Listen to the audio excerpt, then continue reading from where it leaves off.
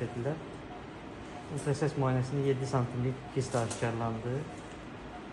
Uşağın yaşı için kifayət qədər böyükdür. Bu da sağ yumurtalığıdır. Göstereceğim indi sizə. Sağ yumurtalığı için normaldir, görürsünüz. Normaldir.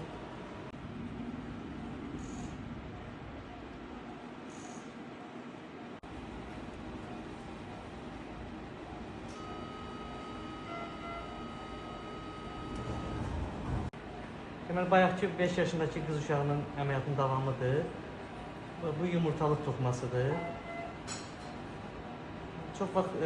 Çok büyük olduqda kist yumurtalık toxumasını radyologlar şeydə seçə bilmir. Ultrases müayinəsində seçə bilmir, çünki çox incəlir.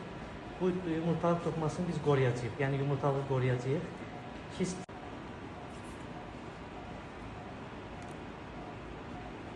bu ağ görsənən yumurtalık toxumasıdır.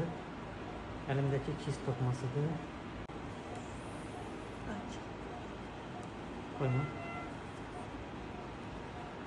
Çok az bir şeyimiz kaldı.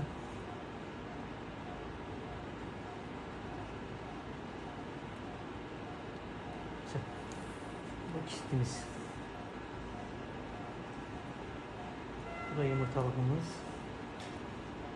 Minimal kanama ile bitirdi ameliyatı. Şimdi kanama kontrol edeceğiz. Şimdi göstereyim. Tamamen yumurtalığımız korunmuştur. Çok az bir kote bipolar istifadesi etmeye çalıştık. Ve minimal kanamayla yumurtalığı koruduk. Herkesin eline sağlık.